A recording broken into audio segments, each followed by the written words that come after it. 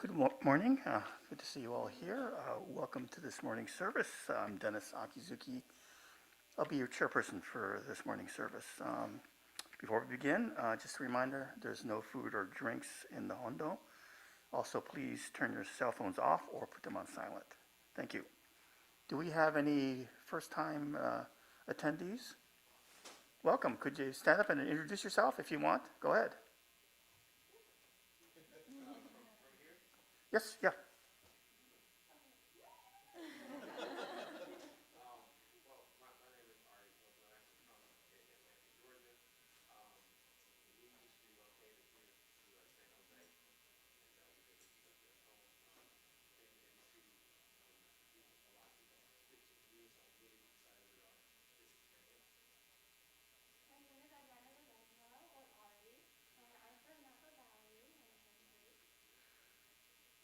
Okay, well, thank you. Welcome.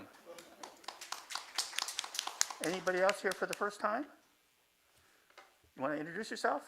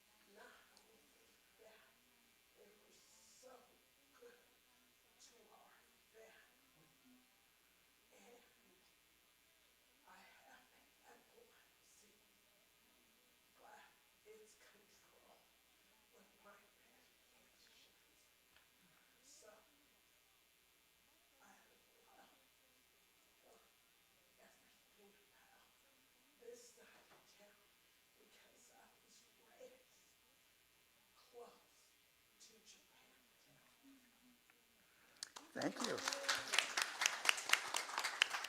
Well, welcome to everyone who's here for the first time. Glad to see you and glad you could join us. We're going to begin this morning's service with Sambujo, which is on page 24. You'll see for you there's three books. There's a large service book, there's a yellow book, and there's a small book. So Sambujo is going to be on page 24 in the large service book, followed by sutra chanting Juseige, which is on page 23 in the small service book. So again, Sambujo 24 in the large service book and page 23 in the small service book, or 93 in the large service book. So hopefully that wasn't too confusing.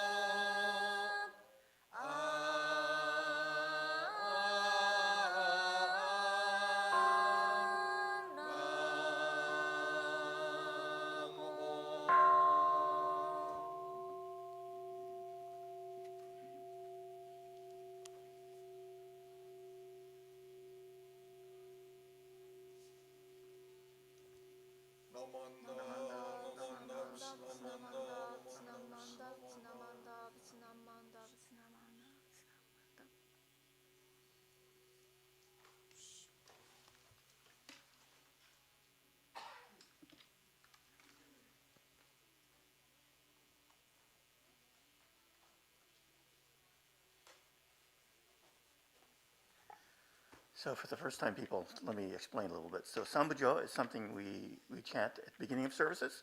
It's kind of like a welcoming chant. We chant sutras. That's Juseige, the second one we chanted is a sutra.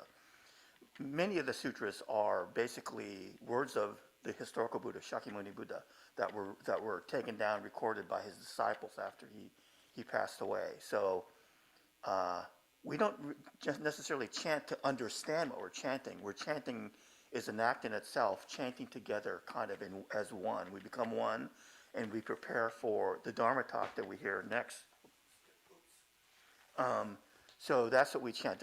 There's a number of sutras that we chant, and so don't worry about fumbling over the words, because I fumble over the words too sometimes. So it just takes practice, and I think you'll find it becomes a very soothing act the more you do it. Okay, so please rise. We're going to sing a song now. It's a Gatha, Namu Amida Butsu, which is on page 67 in this book. Please remain standing for the three treasures, which is on also page 3 of this small book.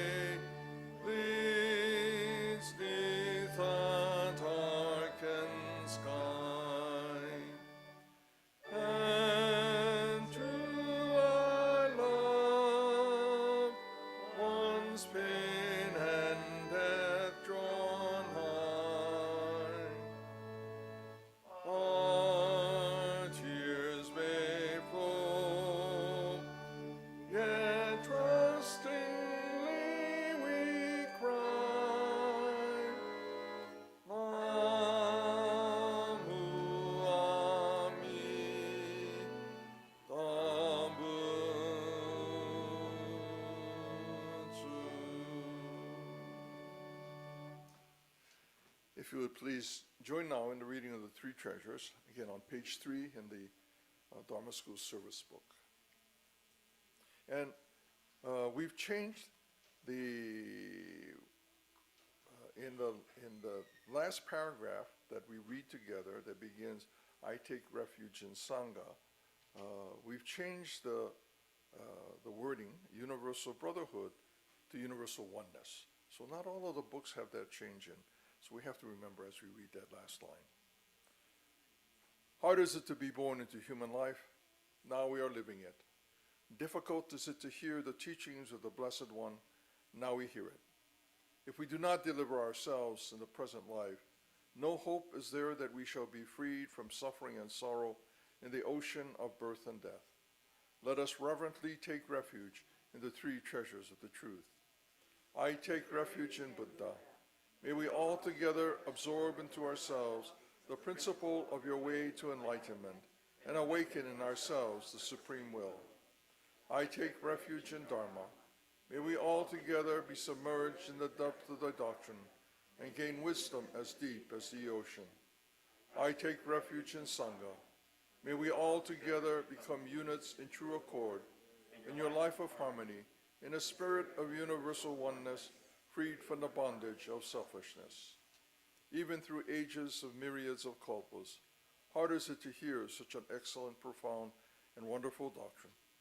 Now we are able to hear and receive it. Let us thoroughly understand the true meaning of Tathagata's teaching. Namu Amida Butsu. Namu Amida Butsu. Namu Amida Butsu. Namu Amida Butsu. Thank you. Please be seated.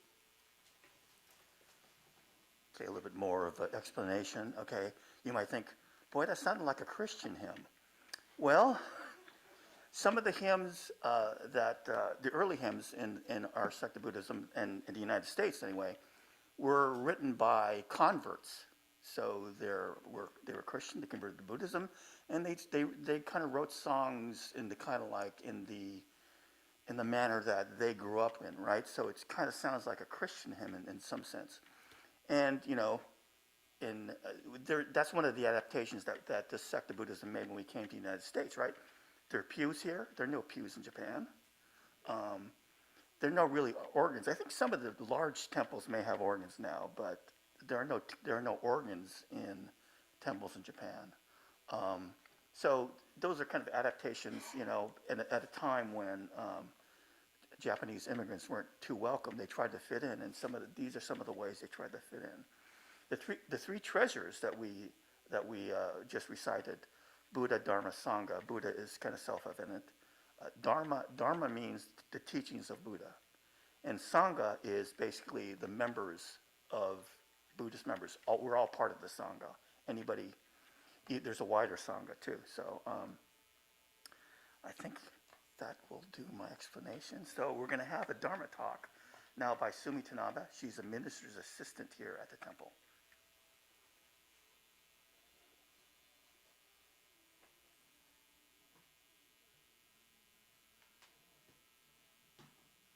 Thank you, Dennis. Namu Amida.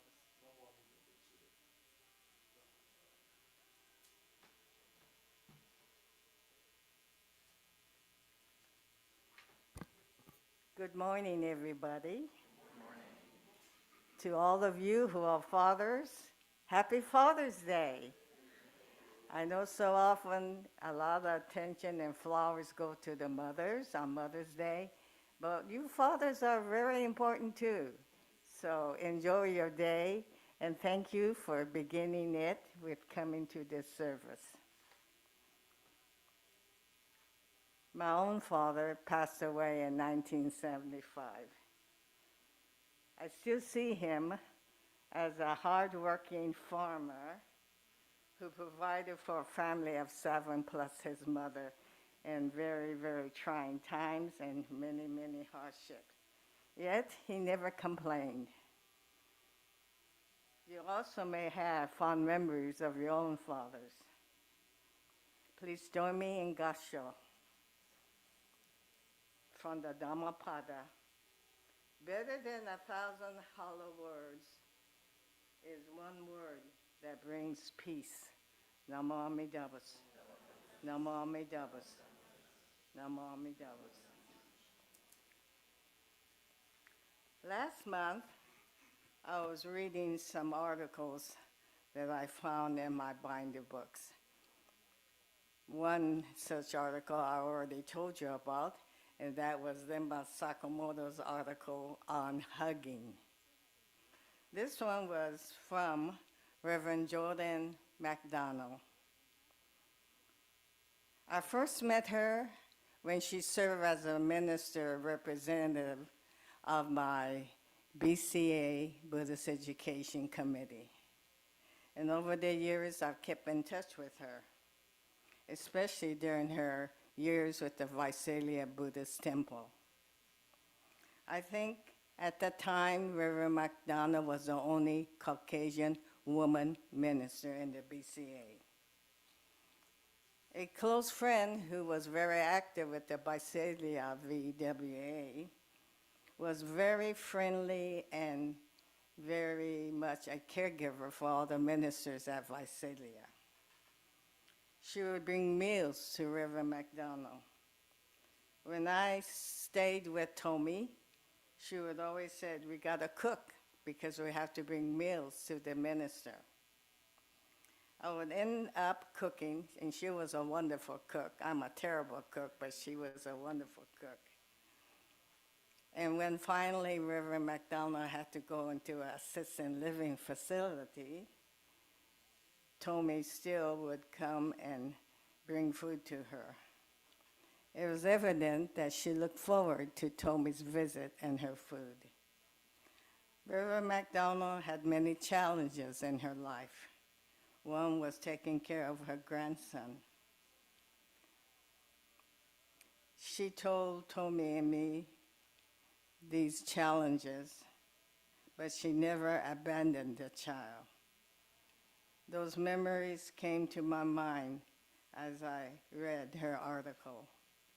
Reverend Jordan McDonald's article is on further clarification on the Nenju.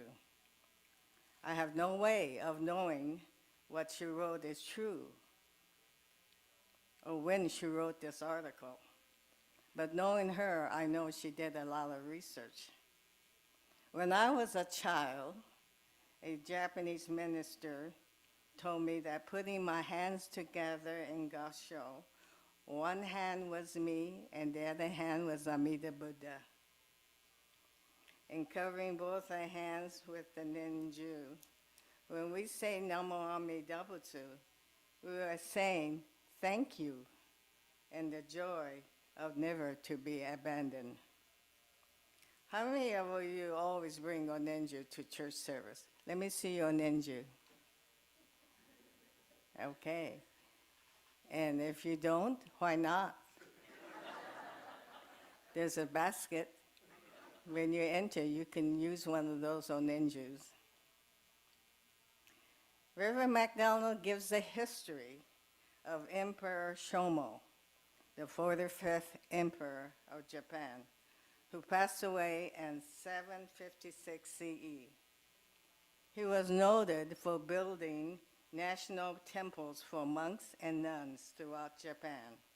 When he died, his widow, Empress Komyo, offered his treasures to the Mahavairochana Buddha at Todaiji Nara. In the collection were 7 sets of Nenju, 1 solid set of gold, 1 set of silver, 1 of agate, 1 of crystal, 1 of amber, 1 of pearl, and 1 set of purple emeralds. Reverend MacDonald states that in the beginning, the Nenju was introduced in Japan in the 700s as a valuable gift to be treasured and admired. If you study the images of the scrolls, the masters and teachers living before the Middle Heian period, 700 to 1100, were not shown with Nenju in their hands. Later, scrolls have them with Nenju. The Nenju and the walking staff became articles of priesthood. In some Buddhist sects, the Nenju is used for counting recitation of passages. For counting purposes, these beads were called Nenju. Nenju is a we're called Ojuzu. That's what I learned as a child. We called it Ojuzu. But Nenju is a proper name for Shin Buddhas, as the Nenju is used to stimulate thoughts on the Buddha Dharma. At first, soap berries or common wood was used for Nenju. There have been Nenju made for kernels of dates, apricots, plums, or black persimmons. Some were made from ivory, 8 kinds of bodhi seeds and nuts, sea shells, tiger's teeth, and lotus pips. Today, there are many kinds of beads. Look carefully at your own Onenju. The oldest form of priest beads had only 1 mother bead and no 4 heavenly king beads. When Kobo Daishi, father of Japanese Buddhism, returned from a trip to China, he brought back a Nenju with 2 parent beads, disciple beads, egg-shaped beads at the end of the roll of disciple beads. The Nenju did not have heavenly king beads. Awanosuke, one of Honen's disciples, developed the double-strand Nenju. Lay Buddhist followers did not carry Nenju until around 1200 CE for devotional purposes. Besides wrist Nenju, there are fingers Nenju. Some are even magnetic. The largest is in Kyoto. It is 300 feet long and weighs close to 2,500 pounds with 1,008 beads. There are 6 feelings recognized in Buddhism: sight, sound, smell, taste, touch, and consciousness. Each has a sensation of pleasant or unpleasant or neutral. Now, usually Larry Honda is here. He's a mathematician. Is anyone here who's good at math? Don't be shy. You can raise your hand. Follow along with me. Multiply the 6 feelings by 3 sensations. What does that equal? 18. Double 18, but whether one is attached or not to pleasure, and that equals how much? 36. 36 are the basic ignorance of human beings. The basic ignorance can happen in the past, present, or future. Multiply 36 by 3, and you find that it equals 108. Thus, at the end of the year, the church bell is rung 108 times to dispel 108 passions to start the new year with a clean slate. In China, Korea, Japan, Mongolia, and Tibet, priests and nuns use the Nenju. The Nenju is not used or utilized in Sri Lanka, Myanmar, and Thailand. The Catholic rosary and the Muslim worry beads are thought to have been derived from the string of beads from Buddhist India. Now, before I show my Nenju in my collection, Rinban Sakamoto to come forward and show us his.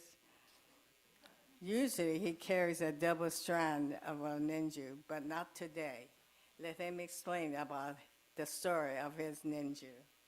So Sumi said this morning, I came out and I showed this Nenju because Kathy bought this Nenju she bought one like this for herself as well in Kyoto when we visited, when we went on that trip to the World Buddhist Women's Conference. And what's interesting about this Nenju is the beads of this Nenju is made from abacus beads. So soroban beads, yeah, the beads that you count. And her Nenju is made with the upper beads of the soroban. And those are a little smaller, so it's easier to hold. So my Nenju, if I'm sitting in the back, I'm counting. Maybe more appropriate to call Juzu, because it's accounting. So Juzu was a term used for the beads that were used for counting. But this is not to confuse you. This Nenju is made with the soroban beads. It's been recycled. Isn't that wonderful? Sensei, Mikame Sensei, what about yours? Okay, can you come up here, please?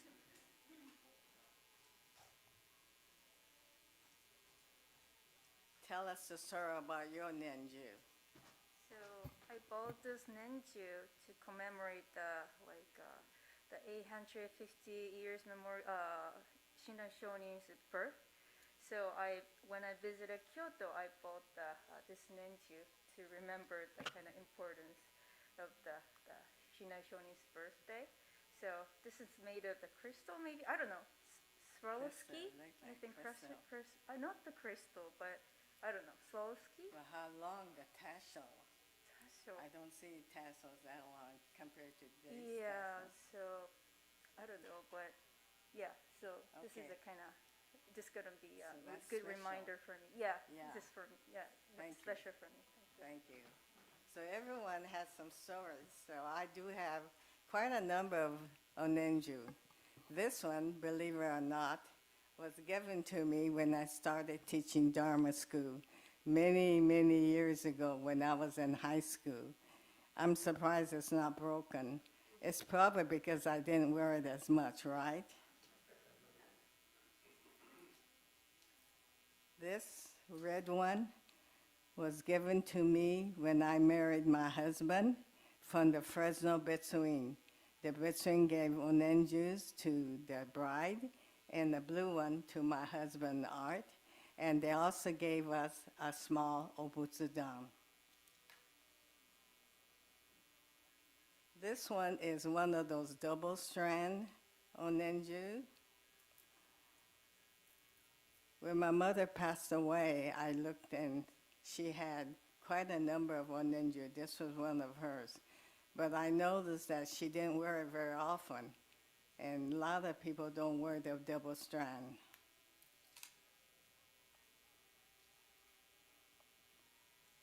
This is a special onenju. This was made by a woman who made 2,000 of these for BCA centennial. So for 100 years back in 1999, we had her make 2,000, and that was it. And this has, she wanted to make it very colorful, and she wanted to have semi-precious stones. So this ninja has semi-precious stone. I bought about a dozen of these and gave them away, and all of a sudden I was left with one, but the elastic was worn out, and I was afraid it would break, so I asked Tomi Imokao, my friend from Sangha Support, if she would restring this particular, because this is a special centennial onenju.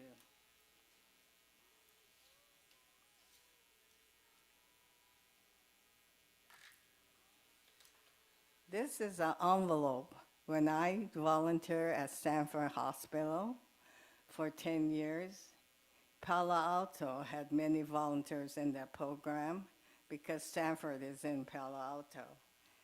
And they donated a lot of these onenju that was in this envelope. I kept this envelope, and it says that it's a ninju is a circle of bees. And so when we give our Stanford patient one of these, first we ask if they would like to have it. And unfortunately, they never said no, and the family members wanted them, so we ran out of these bees very, very rapidly. And at the Stanford program, many of our patients did not speak English.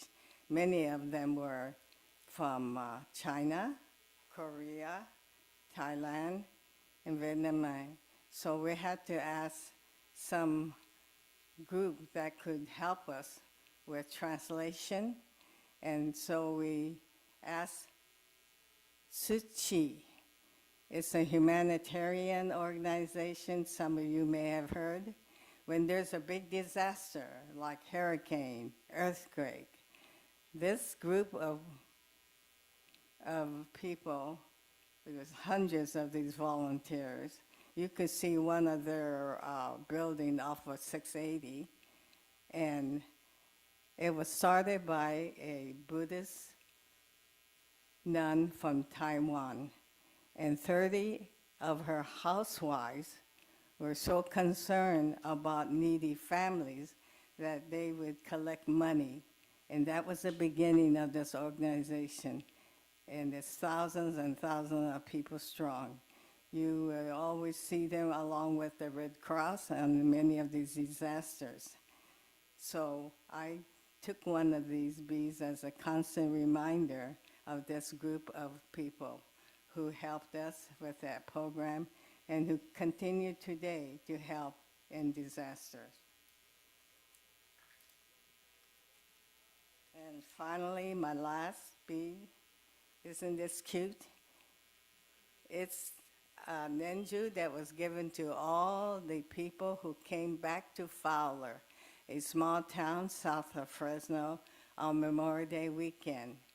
I first began to teach Sunday school in a hall. They didn't have a temple in those days. And they were celebrating the 100 years of Dharma school, and so I came back home to attend that. And they gave each of us this ninju as a reminder of our oneness and connection to each other that would never, never go away, even though most of us left Fowler many, many years ago. So when you get home tonight, take a good look at your, I'm sure most of you have more than one Nenju, right? How many of you have a special one that you like? Okay. Okay, yes. It's just like my double strand bean that was from my mother, right? And if you have a Nenju that is broken or is weakened by many, many years, you can always contact Sangha Support Committee. We have a group of women who would repair the beads. They would put new elastic. And so the hardest part of making Nenju is really this. The Buddha bead is a big bead that is right here. And so it's very difficult to put. So these ladies have learned how to do that. To put this certain knot on the bottom, it's really hard because you have to really, so they use dental floss to do this. So I'm asking you to please remember to bring your Nenju to services and go home tonight, take a look at what you have, and remember the stories that those Nenju tell. So please join me in Gassho. This is from the Dhammapada. We are what we think. All that we are rises with our thoughts. With our thoughts, we make the world. Speak or act with a pure mind, and happiness will follow you as your shadow, unshakable. Namu Amida Butsu. Namu Amida Butsu. Namu Amida Butsu. Thank you very much for listening. And remember, look at your Onenju tonight.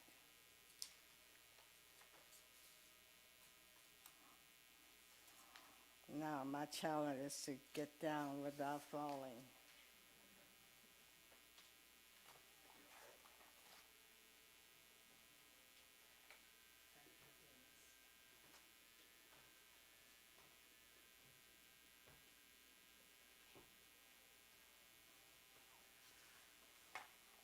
Thank you very much, Sumi. That was a very nice talk. So for the new people, so we talk about Gassho and Nembutsu, right?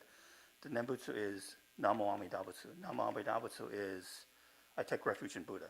And it's not a prayer, it's basically an expression of gratitude, an expression of faith.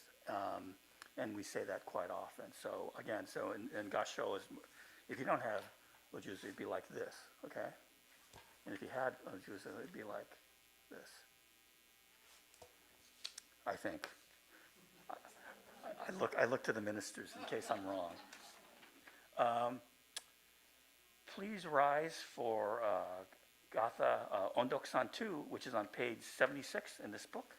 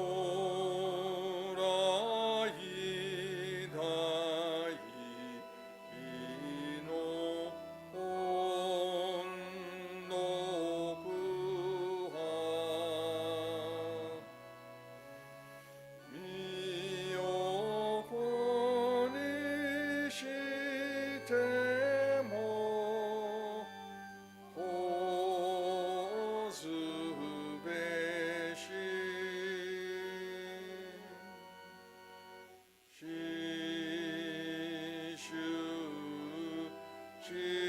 式の音読の骨を砕きてもシャスべしナモアミダ仏ナモアミダ仏ナモアミダ仏ナモアミダ仏 Thank you. Please be seated.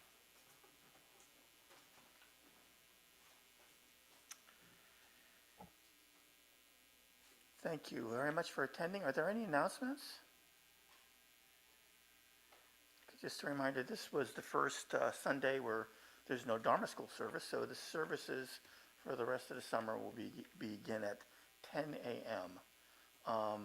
No services on July 8th and 9th because that's the Obon Festival. That will be outside and everywhere around these grounds. The following Saturday, that's a Hatsubon service. That's first memorial service for everybody who's lost loved ones in the past year, followed by the Obon service, which is the following day, which I think is the 16th, which again will be 10 a.m. The Hatsubon service is 5 p.m. on the 15th. So thanks again for coming. Thanks to the newcomers. If you have questions, ask away. And please come up for incense offering. Let's end with Gassho and Nembutsu. Namu Amida Butsu. Namu Amida Butsu. Namu Amida Butsu. Thank you very much. Thank you, Dennis.